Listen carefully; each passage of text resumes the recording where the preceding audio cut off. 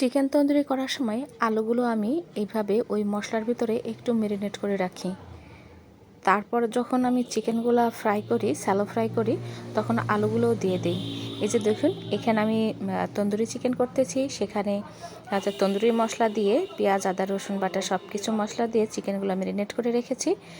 আর ওই সাইডে আলুগুলোও দিয়ে রাখছি, মানে মুরগির সাথে আলুগুলোও একটু ফ্রাই করে নেব, একটু পোড়া পোড়া করে নেব। খেতে খুবই ভালো লাগে, রুটি, পরোটা কিংবা পোলাও দিয়ে আলু এবং চিকেন খেতে ভালো লাগে।